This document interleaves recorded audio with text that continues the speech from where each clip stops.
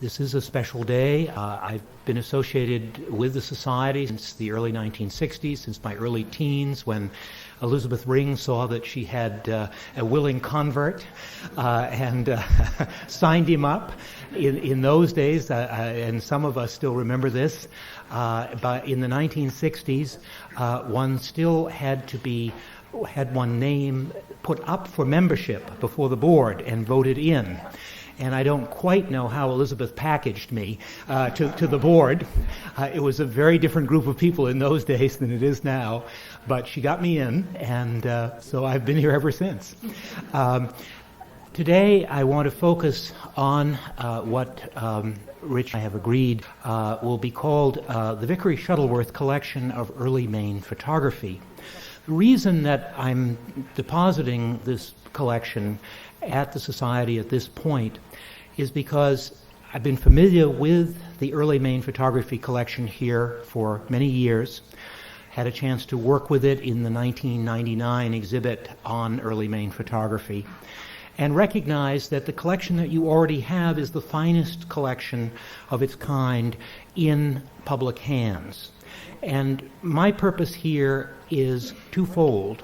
One, to strengthen that existing collection, and secondly also, in a sense, to give honor not so much to myself as to another individual whose name comes before me in the collection, James B. Vickery III. This is a photograph taken maybe 25 or 30 years ago in Bangor. Yours truly is on the left, and James Vickery is on the right. Many of you remember Jim.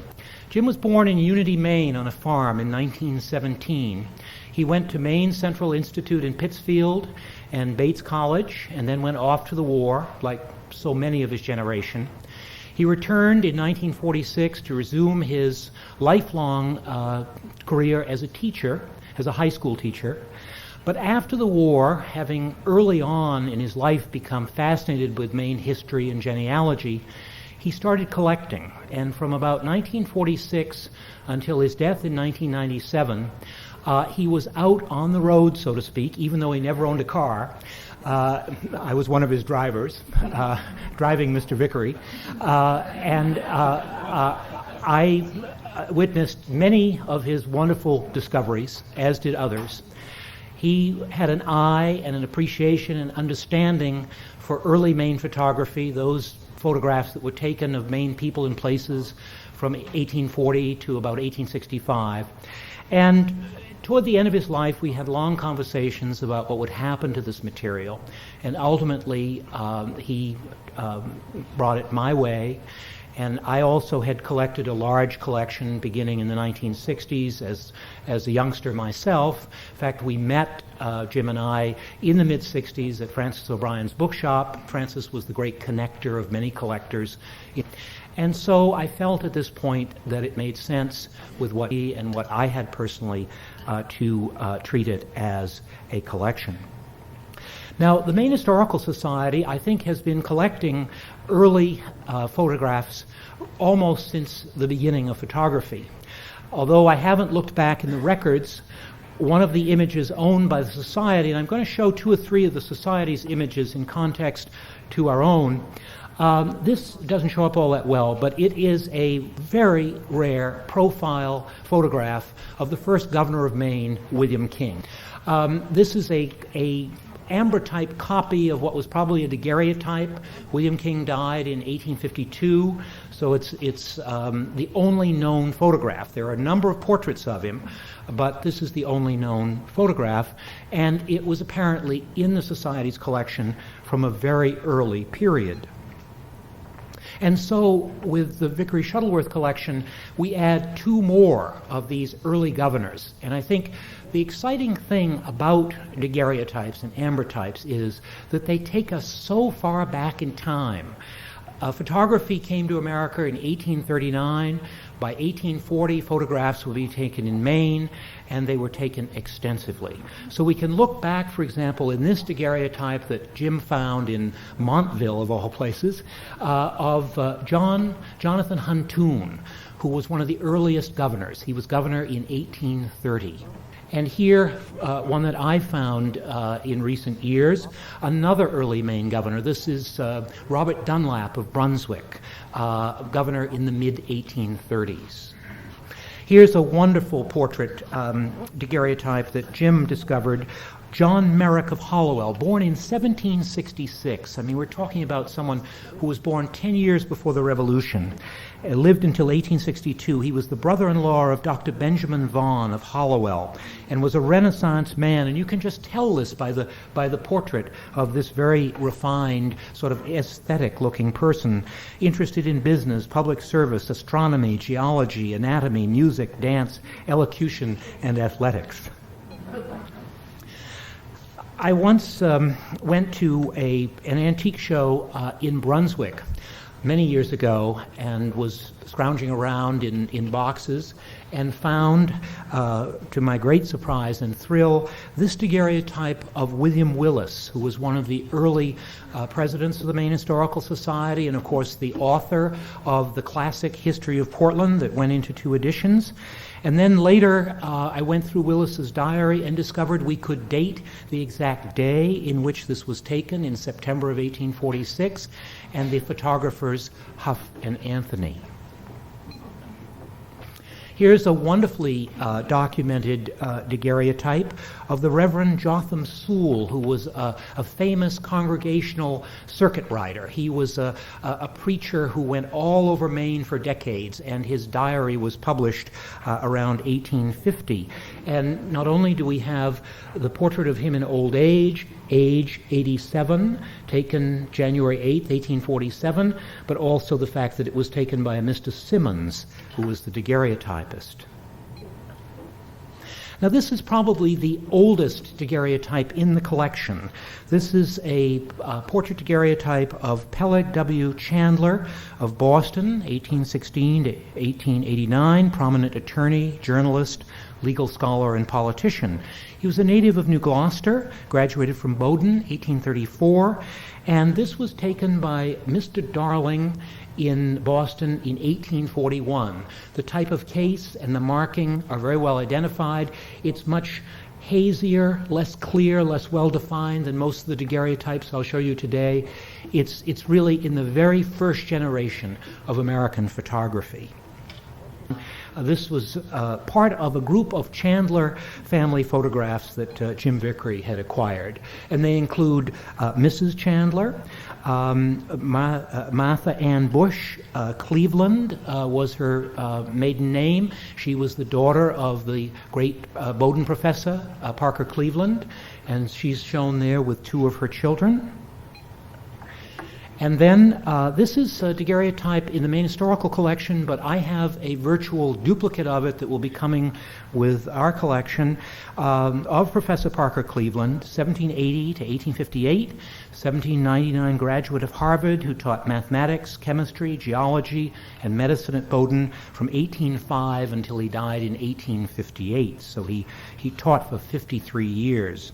But his great distinction is that he is known as the father of American geology, because while at Bowdoin he published the first book on American geology in 1816. And if we have Parker Cleveland, we also have to have his wife. She looks rather formidable. Martha Bush Cleveland. Actually, it's not enough to have just one daguerreotype of her. You'll actually be getting 2, you know. Now we go to family groups, and these are such fun because they provide such contrasts sociologically. This is a really hard scrabble farm family who made their way into Bangor in the 1850s to have their group portrait taken.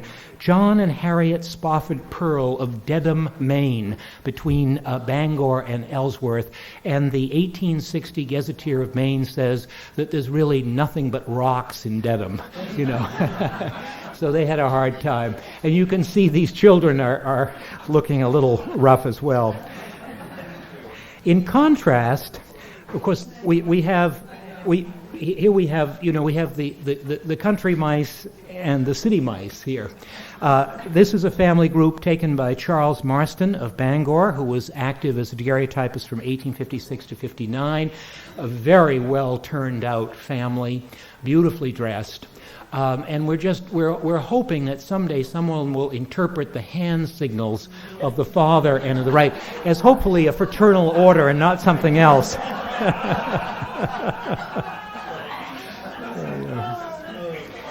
This is a poignant family group. Dr. Thomas Foster of Portland with his sons Charles and Barzillai, probably taken shortly after the death of his wife Jane in 1853.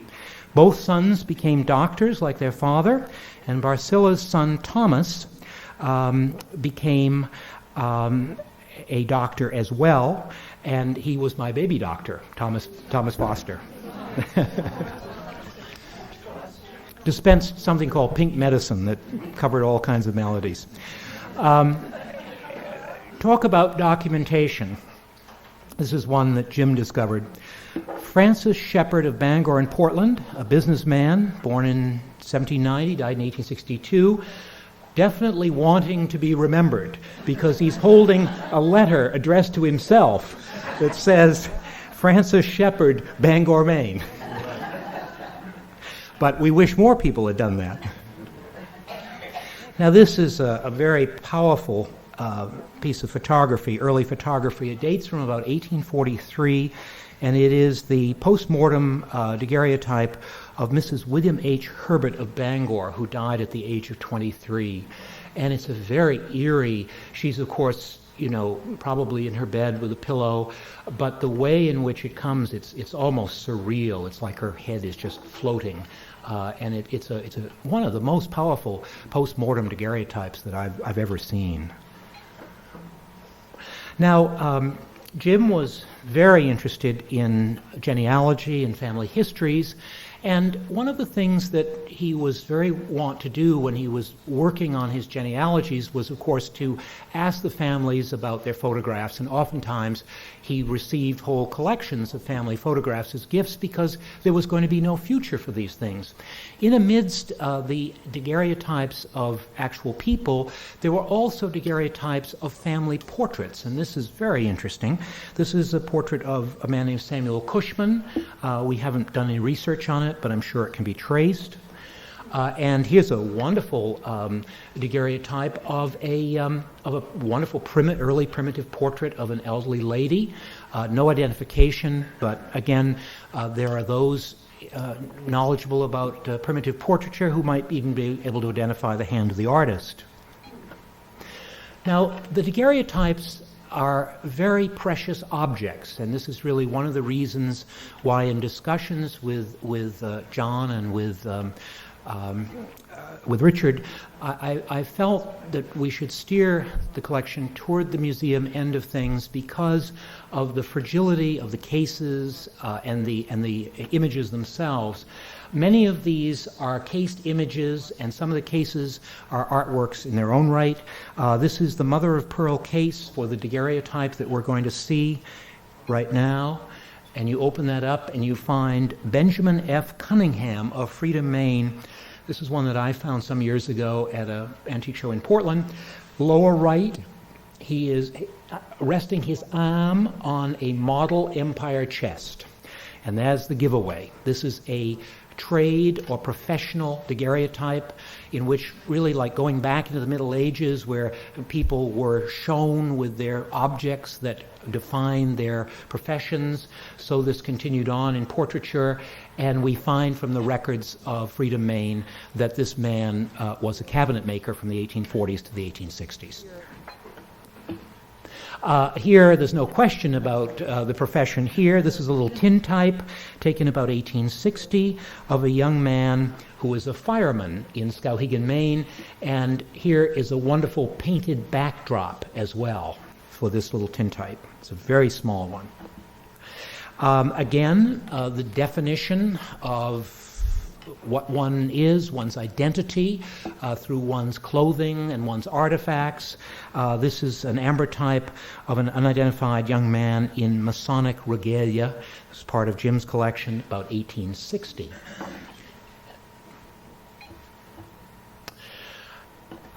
Here we're looking at Dr. Samuel B. Morrison of Bangor, who lived from 1811 to 1897. And again, one of the wonderful things about so many of these pieces that we'll be turning over to Maine Historical is that they are well documented.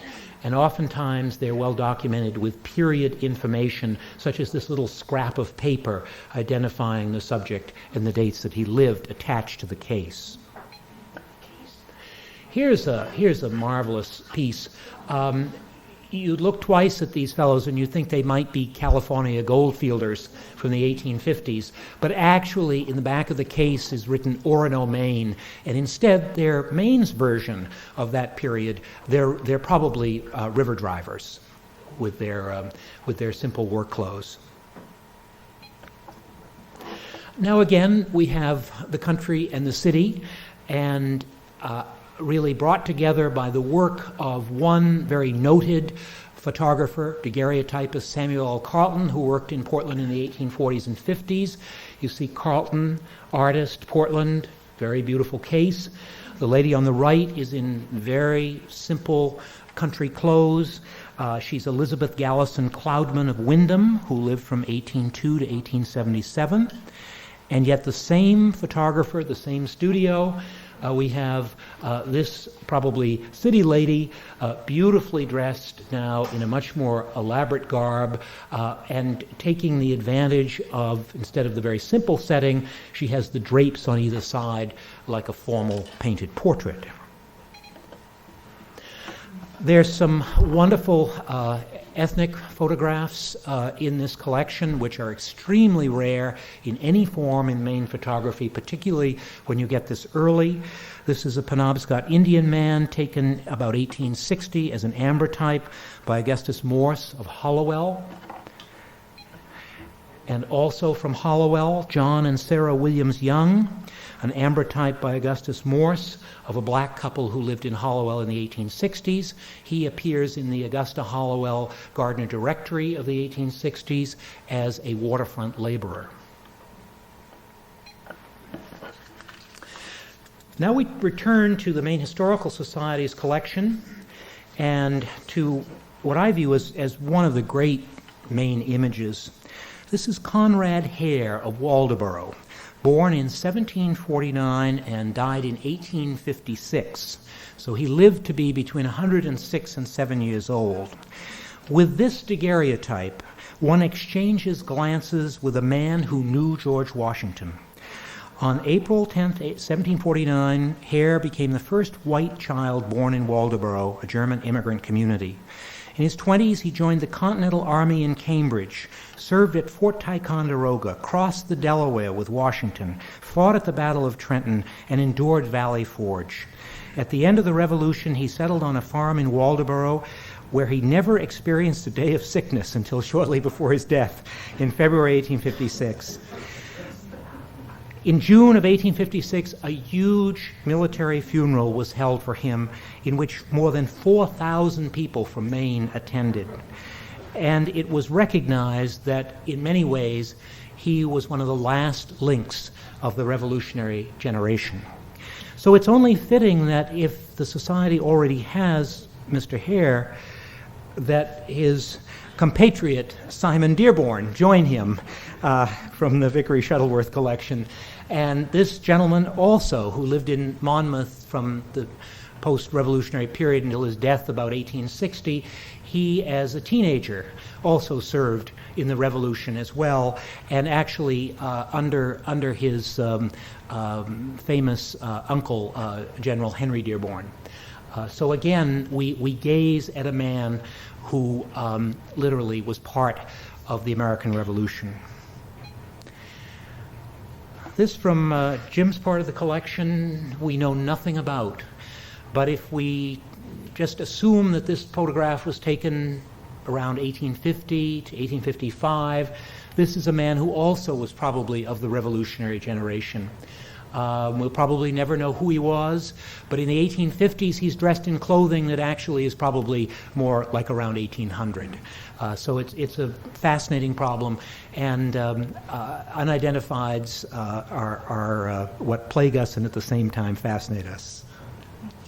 Now the Society also has a rich holding of outdoor or scenic daguerreotypes. These are much rarer than the portraits, including one from the series that Huth and Anthony took of the great fire muster in Portland in September of 1846. This is the Casco Engine Company on Middle Street.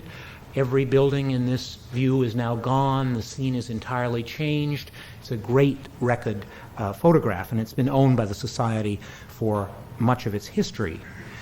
And to that, we want to add, with this collection, some unusual scenic photography, a great architectural before and after. This is the wedding cake house at Kennebunk, 1855, showing that Mr. Bourne had already built the L and the barn with the pinnacles, and there was an entrance with a Gothic arch, but the 1826 brick Federal House is still very visible in this before daguerreotype, and then in this after daguerreotype, you can see the frosting has been put on the cake, so to speak, and so this pair of daguerreotypes will be part of the collection. And likewise, this very nice early ambrotype, probably taken about 1855 to 60, of Main Street in Castine, with the Witherell House at the right. And the unidentified farmhouse, we don't know where this is. This was in Jim's material. It's a nice federal farmhouse.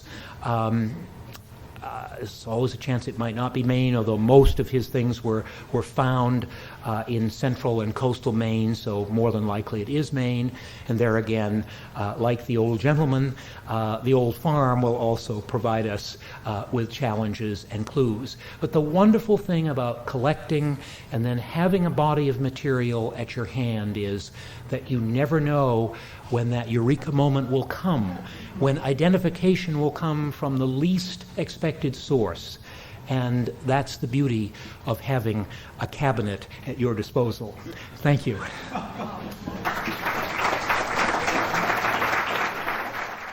Take some questions, Earl? Oh, sure. Yep. There are any questions? When did the tinting come in? I'll repeat the question. The question was about when did the tinting come in? I think it was in the sort of the second half of the period of making daguerreotypes. Daguerreotypes were made very briefly, from about 1840 to about 1860, and the first period in the 40s. They were pretty straightforward usually. By the 50s, the cases get much more elaborate. The matting around the image is very elaborate, and they're also striving to create the sense of color as well. So I think it's more in the second half of the phase.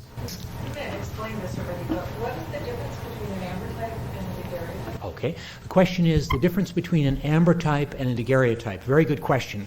The daguerreotype, the image is registered by the camera on a small copper plate which has been coated with liquid silver. And then you put that into a chemical process and the image comes out. What you have to bear in mind with the daguerreotype, and this is true of the ambrotype itself, every one of these images is unique. It wasn't until the mid-1850s that they developed the negative process, which they then used to print multiple images on paper. But these first 15 years or so of American photography, they could only take literally one picture at a time.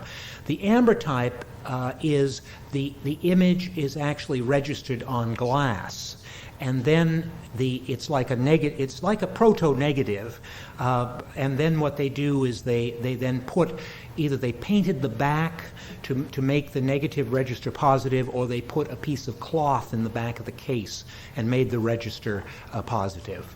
Yeah. And the tintype is again shooting the image, and again those are unique, can't be duplicated, on a piece of tin.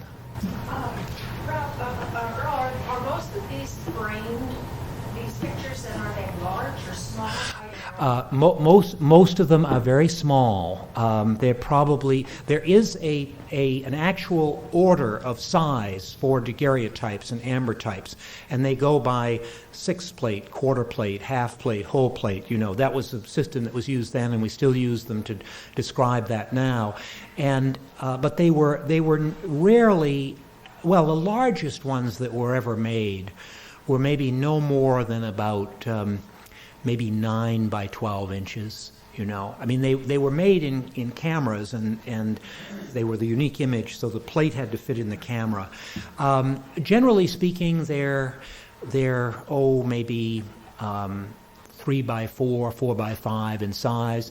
And then because of the fact that whether they were daguerreotypes or ambrotypes, even from the day they were made, they were very fragile and could easily be scratched, whether they were silver or they were glass. They were put in little wooden cases, and with glass, a mat to keep the glass away from the surface, and then the glass to keep it from being scratched. And the other problem with daguerreotypes, although on the one hand they're in many ways the clearest, most precise form of photography, there's no grain at all, they aren't printed on paper. On the other hand, they have a mirror image, so the light is always reflecting on them, and so consequently you have to get them at a right angle or light them in a right way for the image to come to its full force. You know?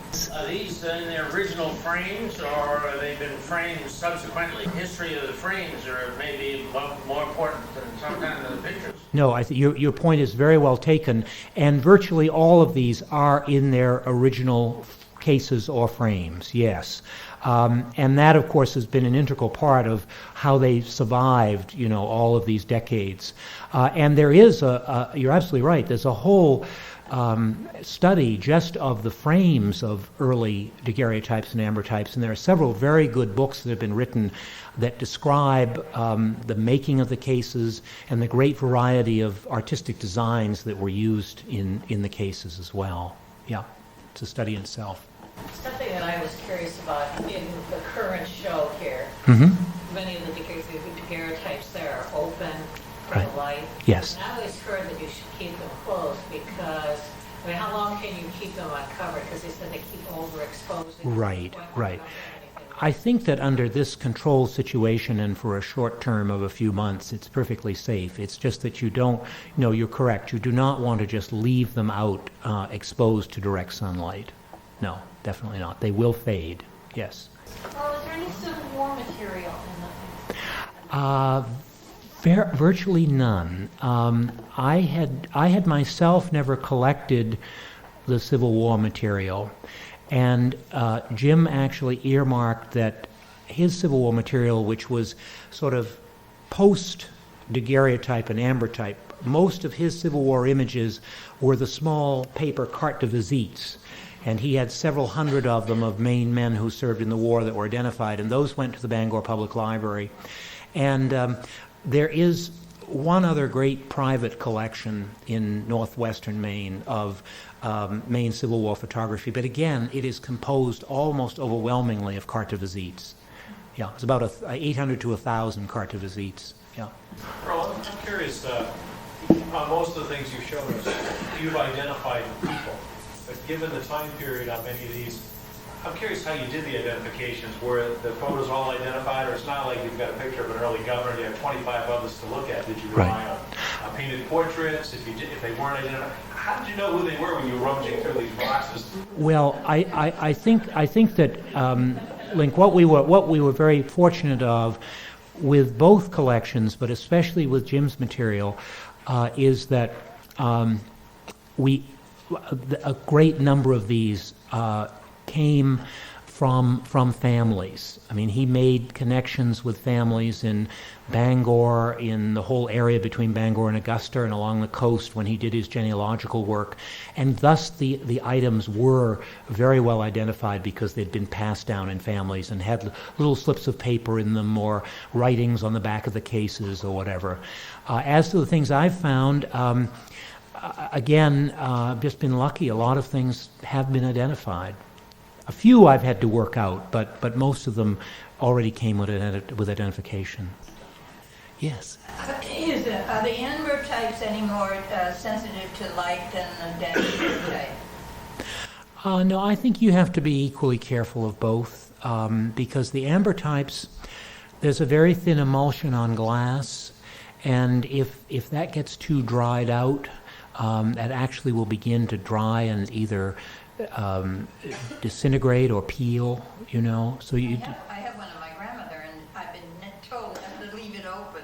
Right, right. No, well, I think you're very right. It's probably wise not to. And one of the great things now with the technology we have is that we can scan these things and make the images available so easily for people without exposing the originals, and keeping the originals like we would rare watercolors or drawings for special times when we want to experience the original, but not to have it exposed on a regular basis. Yes. Oftentimes when you look at these daguerreotypes, people look so proud and Yes. smiling.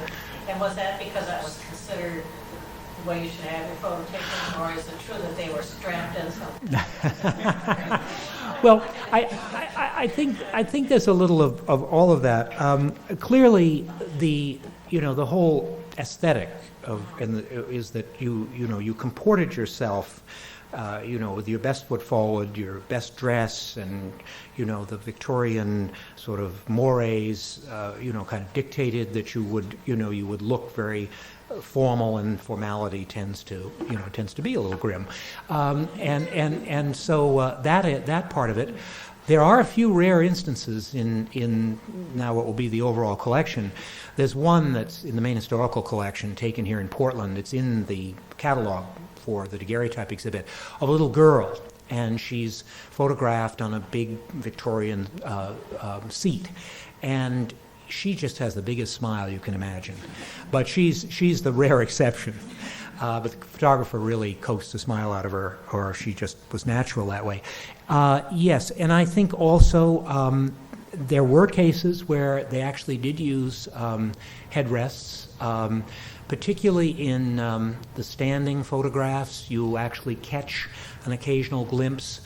They would have a cast iron stand with clamps, and they'd go around the back of your head and keep your head steady, because in the earliest period, the exposure time, is a little bit longer than what we would have today. Although very quickly the daguerreotype has developed very rapid exposure times. So it's only the earliest ones where people had to sit for anything more than a minute or two. Well, thank you.